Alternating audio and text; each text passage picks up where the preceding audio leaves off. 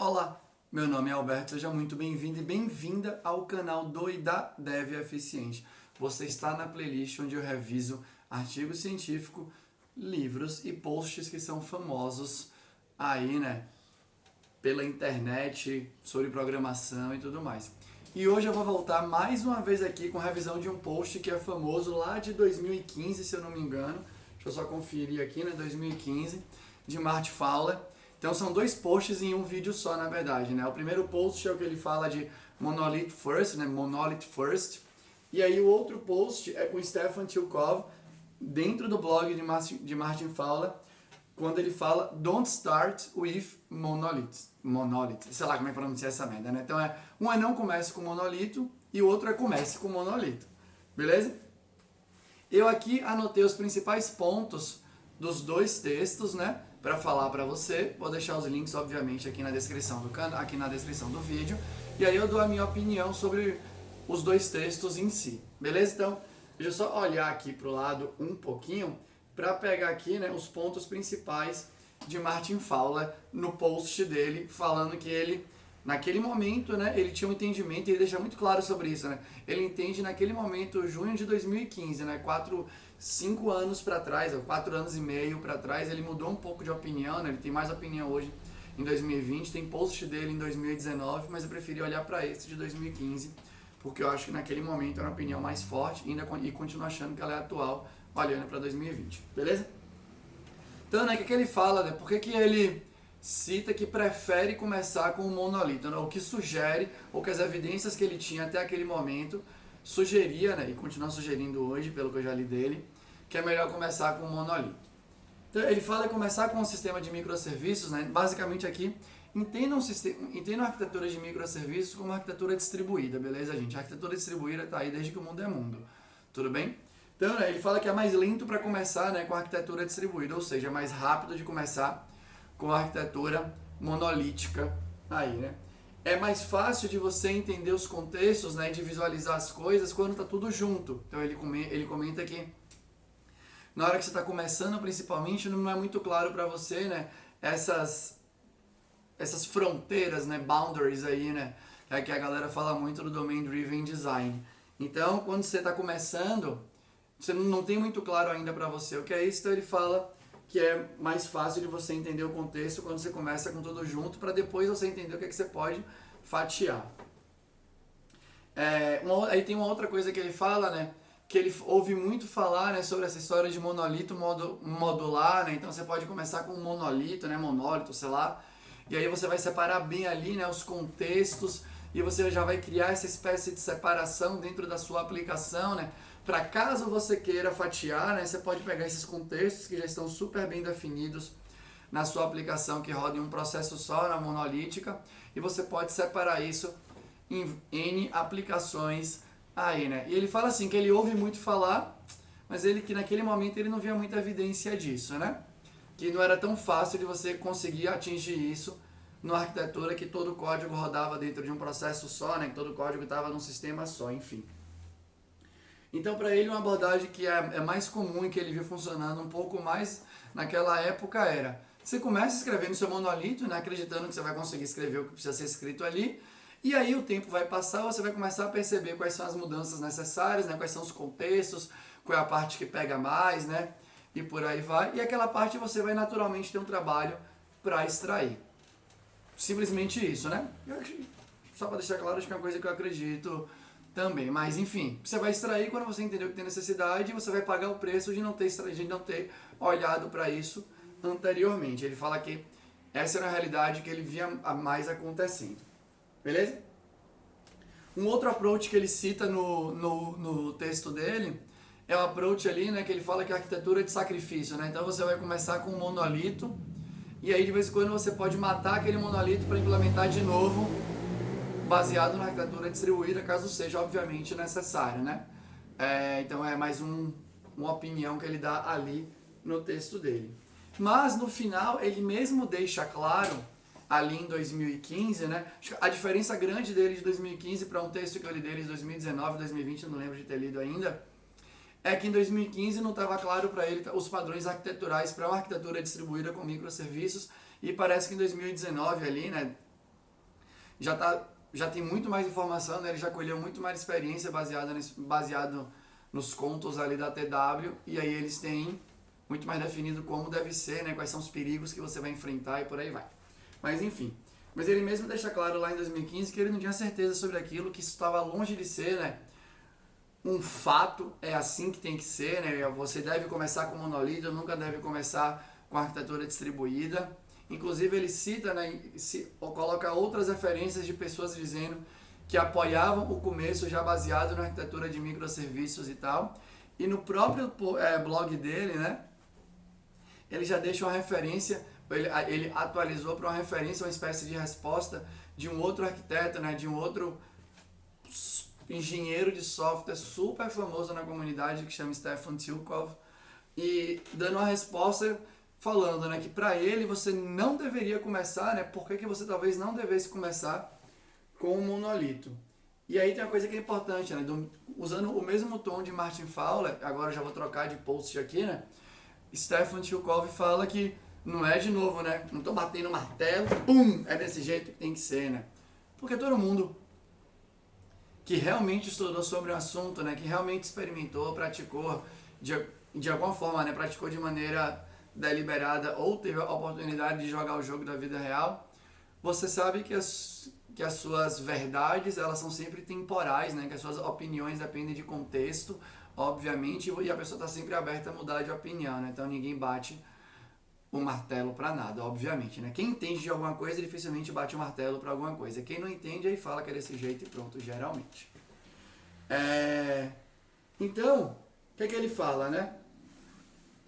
Essa é a opinião que até converge ali, né, com o que eu falei do post ali de Martin Fowler. Ele fala que na visão dele é muito difícil você cumprir essa promessa de escrever um código todo na mesma base, conseguindo, né, ter todas essas mega separações, deixar tudo bonitinho, né, super coeso, desacoplado e não sei o que, e por aí vai. E ele fala que isso é muito difícil na experiência dele de acontecer, né? O que acontece é você imagina um monolito modular e você acaba com um grande e velho famoso espaguete dentro do seu sistema. É uma opinião de um cara que escreveu muito sistema, né, que participou de muita coisa ali. Inclusive, eu tô aqui olhando pro lado e eu deixei aqui as minhas notas, né? E, inclusive, ele fala, né, que, olha, se essa realidade que você tá me pintando, né, que você pode escrever um monolito modular, que vai estar tudo super coesinho, né, que você vai ter os objetos trafegando ali entre as camadas, só com o que precisa ser trafegado, né? Então, imagina que você vai como se fosse simular a arquitetura distribuída numa arquitetura de uma base só, na monolítica e tudo mais, você vai conseguir impor essas fronteiras e por aí vai. Me parece que faz muito sentido para você fazer um monolito mesmo, né? Porque realmente, se você vai conseguir ter os benefícios que ele julga que existem na arquitetura de microserviços, quando ele fala de coesão, né, separação de fronteira e por aí vai. Na arquitetura monolítica, você está achando que você realmente é capaz de fazer isso? Jogue duro. Tem um bicho aqui no meu computador agora. Ai, meu Deus do céu. Sai daqui, bicho. Tem um bicho aqui. O que é isso? Tem outra coisa, né? Que ele fala, né? Que é muito importante, realmente muito, muito, muito, muito importante você conhecer o contexto da aplicação que você vai entrar para apostar na arquitetura distribuída, né? Aqui no caso, a arquitetura distribuída baseada em microserviços. E aí, inclusive, ele dá uma das opções que ele dá, né? Ele fala assim, olha, um cenário potencialmente até bom, mas se você já tiver escrito um sistema e você tiver tendo que reescrever aquele sistema, você pode optar por uma arquitetura distribuída. Porque faz todo sentido, né? Se você está reescrevendo, quer dizer que você conhece bastante das regras. Se você conhece bastante das regras, você conhece bastante dos contextos e você talvez seja capaz de produzir módulos, né, distribuídos daquele sistema que respeitem aqueles contextos que você está reproduzindo, né? Não produzindo pela primeira vez. Beleza? Então, esse é um ponto dele. E ele fala que tem uma dificuldade, né? Além dessa parte técnica, né? Que ele fala sobre isso, né? Putz, se você vai ser distribuído, você vai conseguir, né, ter um sistema muito mais coeso, né? Você pode até ter um espaguete, mas é um espaguete muito menos tenso do que o espaguete de um monolito e por aí vai. Mas ele fala que além dessas características técnicas que você tem entre uma versão distribuída e uma versão monolítica, né? Eu já falo um pouco mais sobre ela de novo. Ele comenta sobre a cultura que você acaba absorvendo quando você está num sistema que a IDE enxerga todo o código, que você tem facilidade de refatoração, né? Facilidade de quebra e arrumação de contrato. Então, se você quebrou ali uma interface, dá pau de compilação, então você tem essa facilidade, né? Você força um erro de compilação, que é muito mais fácil você tratar um erro de compilação do que um erro semântico e coisa do gênero. Então você fala assim, vou quebrar aqui, dane-se, né? Porque eu sei que vai dar pau de compilação, eu vou consertar, tá tudo bem, né? Esse é o erro fácil e você consertar. Ele fala que se você está acostumado a isso, né?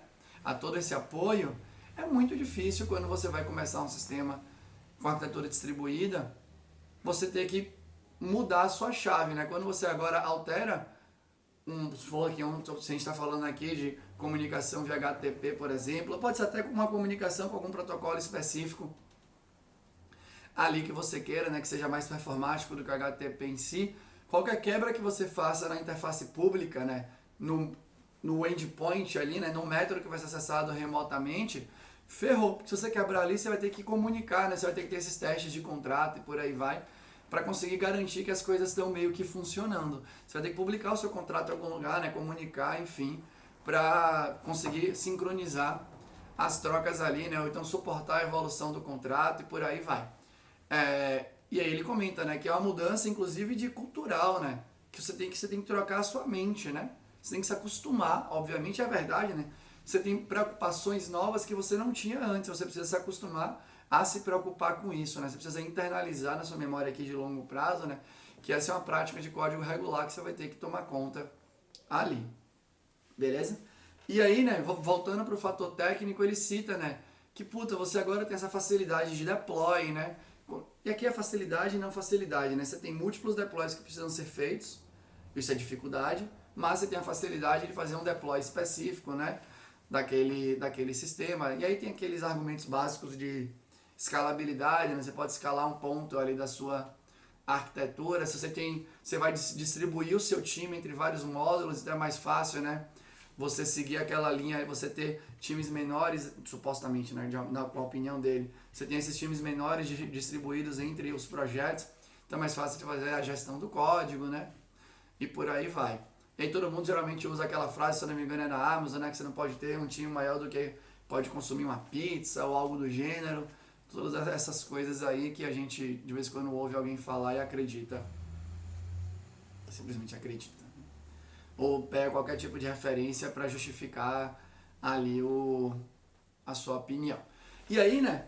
Então aqui são as duas opiniões, beleza? Então o que é legal aqui, né? De novo, aqui eu tô lendo um post do blog, né? Então 2 posts de um blog. Os posts são completamente opinionados, beleza? As opiniões são feitas baseado no contexto específico de cada um deles. Eles têm bastante experiência, obviamente que tem, mas não deixa de ser super contextualizado para a situação que eles passam.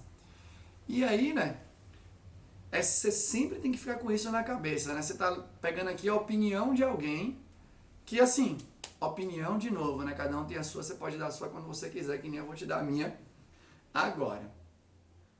Beleza? Por mais que eles sejam mega referências. E de novo, né? Eu lendo um texto super opinionado, não quer dizer que eu não vou ler esse tipo de texto, né? Todo conhecimento é válido para você, né? Expandir o seu horizonte. E aí você tem essas múltiplas opiniões que em algum momento você vai ter que juntar para ter a sua opinião. Beleza? Eu falo isso regularmente, né? Escute todas as opiniões, siga a sua. Basicamente é isso. Então, qual que é, né, a minha opinião? Eu vou começar pelo mais fácil. Começar por um monolito. Independente se você sabe muito daquele contexto ou não sabe, é mais fácil. Acho difícil alguém apresentar um argumento lógico que convença alguém que começar com uma arquitetura distribuída, por mais que você seja, assim, o especialista master, o especialista master ou a especialista master naquele contexto, ser distribuído é naturalmente mais difícil do que ser único. É tão simples quanto isso, entendeu? Eu cuidar de uma pessoa é muito mais fácil do que eu cuidar de 10 pessoas. Acabou. Eu cuidar de um sistema é mais fácil do que cuidar de 10. É isso. É simples, não tem argumento. Ou ficarei feliz se alguém escrever algum argumento que faça alguma conexão lógica para provar que o contrário é verdade, mas acho difícil, né? Nem eles mesmos falam isso, né? Nos 2 terços, na opinião deles, eles falam, é óbvio que fazer o monolito é mais fácil, né? Se você conseguir fazer o modular, ótimo, jogue duro. Agora, é o melhor? Começar por um monolito é o melhor? Eu acredito que sim. Eu acredito que sim para a maioria das aplicações. Então, né, se você me pergunta se uma startup deve começar fazendo um sistema monolítico, eu confesso que eu não consigo nem imaginar porque ela não começaria. A verdade é essa, né? Vou começar um produto novo aqui dentro da minha empresa e eu devo começar por um monolito? Também não consigo imaginar porque você não começaria. A única restrição, na verdade a única exceção que acho que é clara na minha mente, que levantaria dúvidas na minha cabeça, é se você vai começar um negócio para esse mundo financeiro, né? Banco, fintech ou algo do gênero. Porque quando você começa uma fintech, falando uma grande mesmo, né? Que você tem esse sonho, que a pessoa já está ali por trás daquela fintech já tem, né? Um player muito grande, né? Você quer fazer um banco, né? E por aí vai, que nem você tem, né? Aqui no Brasil, né? Você acha que o caso mais evidente é a Nubank, obviamente, né? Mas quando você vai ao OTC, você tem atualmente também a C6 Bank e outros bancos aí, né? Que existem esses bancos digitais ou algo do gênero. Mas quando você vai construir um banco, você já tem todo um histórico de necessidade de aplicações que rodam para atender o mundo financeiro. Né? Você vai processar transação de cartão de crédito e por aí vai. Já é muito nítido que tem algumas partes do sistema que talvez mereçam atenção maior. E aí você já começar de alguma forma distribuído, para mim talvez faça sentido, entendeu? Eu começaria com tudo não, mas obviamente para mim parece muito claro que o seu processador de pagamento pode ser distribuído, entendeu? Enfim, então acho que obviamente, né? Óbvio que toda regra tem exceção e eu acho que é importante ficarmos abertos, né? Às exceções e às análises ali das coisas. Mas para a maioria dos outros casos, eu confesso que assim, eu esperaria, sabe? A verdade é essa, eu esperaria para ver o que vai acontecer, né? Tem tanta técnica de código que você utiliza para você ganhar performance, escala, por aí vai, né? Então você pode pensar em coisas como cache, você pode mitigar o seu acesso ao seu banco de dados, independente do tipo de banco de dados que você está usando. Você pode ter começado com um relacional, e aí você entende se o banco relacional, apesar que hoje, né, quando você pensa em Postgre, Oracle, o próprio MySQL, enfim, todos eles já têm várias estratégias para performar melhor, né, em cima do tipo de acesso que você quer fazer, né? Mas se você entendeu que você já está fazendo cache, mas você sabe que você tem muita leitura numa parte, você pode começar a ter estratégias de copiar dados de leitura para outro tipo de lugar, além do cache, né, que fica em disco e tal, mas que seja de mais rápido acesso. Então tem tanta técnica de performance e escalabilidade que realmente é isso, né? Para você começar um sistema distribuído, acho que você tem que ter um argumento muito forte, né? Você tem que estar enxergando alguma coisa muito forte ali, né? E uma visão que se aproxime de alguma realidade, né? Porque sonho todo mundo tem, né? Se eu for criar qualquer coisa aqui, eu vou sonhar que vai ter 3 milhões de acessos simultâneos ali naquele segundo, beleza? Mas são raras as aplicações que tem isso regularmente, que isso é um fator de uso ou não uso daquela aplicação, beleza? Então, para mim, acho que é isso, né? E aí, de novo, né, acho que é importante voltar aqui, né, nos argumentos que para mim são mais lógicos quando você pensa na arquitetura distribuída, beleza? Quando você vai pensar na arquitetura distribuída, de novo, gente, a arquitetura de microserviço é mais uma forma de distribuir, né? A arquitetura distribuída existe há muito tempo, é mais velho do que eu, beleza? Você consegue voltar, né, muito tempo atrás aí, né? Tem gente, cartão de crédito está no mundo há milhares de anos, beleza? Quando você volta lá para trás, né, você pensa em Corba ou qualquer outra coisa antes de Corba, né?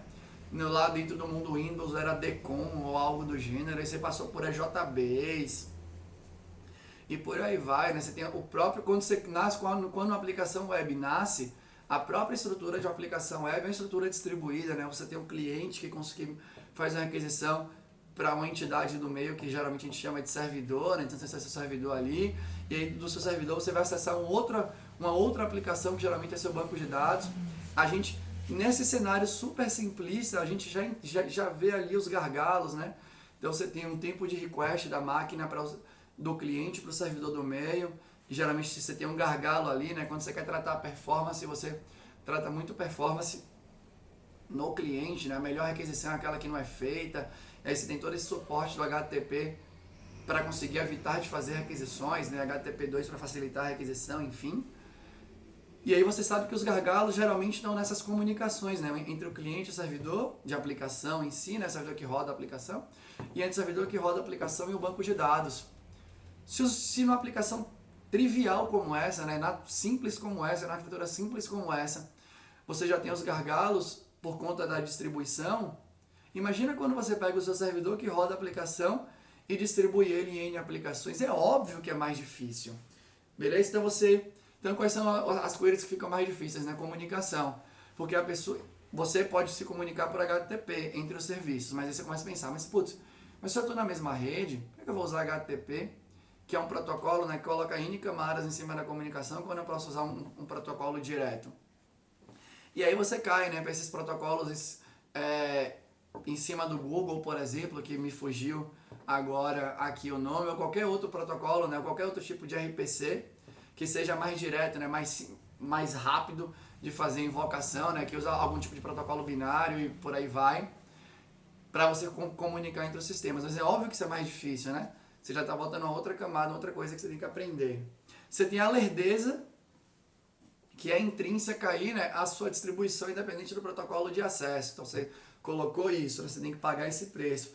O seu sistema tem que ser muito mais inteligente em relação à resiliência, né? Se você está usando múltiplos protocolos de comunicação, você tem que lidar com múltiplas formas de lidar com os possíveis erros, né? E eu não estou falando de erro, né? Que se você chamou e retornou um erro rápido, essa é a melhor situação que você pode enfrentar. Mas e se demorou? Aí você vai entrar com política de circuit breaker e coisa do gênero, né? E aí você vai ter que decidir, né? Se demorou, como é que você faz? Né? Você tem alguma versão cacheada que você vai ficar devolvendo regularmente? Enfim, tem tudo isso que você tem que ser resiliente nesse tipo de sistema, muito mais resiliente do que resiliente numa aplicação monolítica, né? Que é basicamente chamou, deu certo ou deu exception. Não tem muito além disso. Os seus contratos, né, quando você está distribuído, você tem que ter contrato muito bem amarrado, né? É como o Stefan Chukov falou, né? Acabou você mexer no endpoint seu, né? No método, né? Acabou isso de você mexer na interface pública do seu sistema, que a gente está falando da interface pública, que pode ser acessada remotamente, e ficar de boa, né? Você vai ter que publicar aquela alteração para que o sistema se adapte, né? Ou suportar a evolução da sua API para você ir mitigando, né? Você vai deprecando a coisa para você depois tirar e por aí vai. Enfim, você tem que suportar isso, né? Você tem toda essa lerdeza, obviamente, que eu já falei, né, de performance através de uma comunicação de rede. Tem outra parte que é muito difícil, né, que eu deixei anotado aqui, que é essa parte de compensação de transação, né? Você passa a ter uma operação que pode ser distribuída entre N sistemas ali, né? Por mais que o sistema seja autônomo, muitas vezes uma alteração que você faz aqui tem que ser... Aí, vamos supor, né? Você fez uma alteração, você está ali numa aplicação financeira, né? Qualquer um desses cenários, e obviamente você fez uma alteração num ponto, e você comunica com outro ponto que vai prover aquela alteração, que vai fazer uma outra alteração, e se a outra alteração não funcionar, você tem que fazer compensação. A regra de compensação é tão complicada que a galera inventou esse tal de saga pattern, né? Para você ter ali uma estratégia de compensação. E pensa nisso, né? Se alguém teve que inventar um padrão para o mundo inteiro, é porque não estava fácil, né? Não estava fácil de fazer. É óbvio que não é fácil, né? De fazer. Será que é melhor você deixar o estado inconsistente ou é melhor você voltar, né? Ter essa regra de compensação do estado? Óbvio, tudo mais difícil. Beleza? E sem contar a infraestrutura do capeta, né? Não é à toa que surgiu Docker, Kubernetes e todas essas ferramentas de monitoração, né, para fazer trace em cima de uma requisição distribuída, né? Onde foi que deu pau na requisição, né? Qual é o ponto que está lesando? Você tem que ter toda essa estratégia de observability que o povo fala hoje em dia. Então é toda uma indústria em cima dos sistemas distribuídos. Jesus, é demais. Então, por isso tudo, para mim é muito nítido que você deveria começar com um sistema que é monolítico, né? A não ser que realmente você esteja nesse caso de exceção. E qual que é o benefício, né? Que para mim não compensa os perigos, né? E os potenciais problemas. Você tem os times menores, obviamente, para lidar ali com o código. Acho que é melhor, né? Por mais que você pudesse ter um sistema multimódulo que o build final gerasse um módulo só num sistema monolítico, mas enfim, né? Se você está completamente apartado um do outro, os times são mais autônomos, obviamente, né? Para fazer alteração naquele ponto do sistema, dentro do sistema, né? Não para fora. Então você consegue mexer mais facilmente no sistema em si, mas obviamente que é muito mais difícil para você propagar uma alteração para o sistema como um todo. Stefan Tchikov, inclusive, falou isso, né? Claro. Mas você tem esse lance do time separado e por aí vai, né? Você pode escalar isoladamente, então isso é óbvio, né? É um dos motivos que a galera mais fala por aí, né? Então, se o meu sistema de pagamento está gargalando, então eu vou subir o sistema, eu vou usar qualquer técnica de escalabilidade aqui, né? Para conseguir escalar mais, né? Se você vai lá para Gympass, vamos supor, né? Você quer tá tendo um check-in a rodo lá, você pode ter uma estratégia do check-in ser um sistema apartado para conseguir suportar toda essa necessidade e por aí vai. Enfim, né, você tem esses múltiplos casos, né? O checkout ali no Black Friday, no e-commerce, no Elo Site da vida, o checkout pode ter um sistema diferente, obviamente, para você conseguir dar vazão ao checkout ali, né? Seu sistema de busca pode ser um sistema apartado para você conseguir trabalhar a sua engine de busca cada vez melhor. Bom, você tem, acho que todas essas possibilidades reais, que são, né, dirigidas ali pelo negócio, né? Tem um post que eu vou também deixar aqui linkado, que para mim é um post espetacular, né, de Philip Calçado aí, né, quando ele trabalhava ainda na SoundCloud, que ele fala, né, que o drive deles lá para ir para arquitetura distribuída baseada em microserviços foi de negócio, né, entregar feature mais rápido e por aí vai, que realmente assim, eu não tenho argumento, né, se pro negócio eles entenderam naquele momento que distribuir estava sendo melhor do que o monolítico por conta de toda uma demora que estava acontecendo ali, cara, se é melhor pro negócio, dificilmente você não vai querer fazer, né, porque o sistema está ali para suportar o negócio. Testar funcionalidade. Uma outra coisa que é legal, né, que eu também deixei anotado aqui, né, tem esse lance de testar a funcionalidade mais rápido, né? Você pode fazer uma alteração ali, você consegue subir ali, colocar o seu sistema em produção, né, o seu sistema um pouco menor em produção, de maneira mais veloz, é óbvio, né? Inclusive, se você quiser fazer, né, qualquer tratativa para só rodar qualquer feature flag ali, né, e tudo mais. Óbvio que você pode, né, como você está ali num sistema que é menorzinho, é mais fácil de você pegar um tipo de requisição e falar, para esse tipo de requisição eu só quero fazer isso daqui. E aí você testa. E pronto, dane-se, não tem nenhum problema. Beleza? E aí tem uma suposição que é esse lance da maior coesão, né? Que ele fala no blog dele. Sobre isso, aí já é, assim como toda opinião, cada um pode dar a sua, obviamente, né? Mas essa da coesão é até mais fácil de pegar, porque tem tanto sistema distribuído por aí hoje em dia, né? Que a pessoa já começa na arquitetura de microserviço ou algo do gênero, que daria para claramente analisar, né, coeficiente de coesão. Você pode pegar pela sua regra do sonar, né? Você pode ver, né? Se comparar, a gente pode criar qualquer tipo de repositório público disso, de sistemas que passam por um sonar da vida ou qualquer outro sistema de métrica ali para ver, né? Será que o nível de coesão de um sistema, de um módulo de sistema distribuído é maior, realmente melhor do que o nível de coesão de um sistema gigante? Não necessariamente, né? Óbvio, né?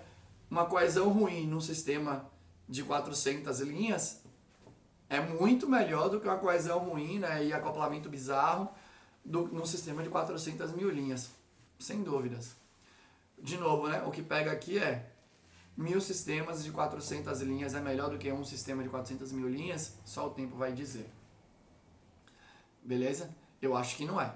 A verdade é essa. Então... para a maioria dos casos eu acho que não é, né? E obviamente você vai analisando e verificando. Mas essa era a minha opinião, né, sobre os posts. Acho que são posts muito legais, né, de pessoas que super referências aí no nosso mundo de desenvolvimento. E de novo, né, conhecimento é conhecimento. Não fuja de conhecimento, né? Esteja aberto para ler tudo, para juntar as opiniões sobre tudo, para formar a sua opinião, testar a sua opinião, a hipótese da sua opinião e ir modificando ela, beleza? Era isso, muito obrigado por ficar até o final do vídeo. Se você tiver gostado, deixa um comentário positivo. Se você não tiver gostado, deixa um comentário construtivo. Se você tiver gostado, mas quiser falar alguma coisa a mais, deixa um comentário construtivo, né? Eu adoro mudar de opinião, estou aberto para tudo. Aí, beleza? Muito obrigado. Lembre, em época de coronavírus, fique em casa, se protege e vamos passar junto por isso. É isso, valeu!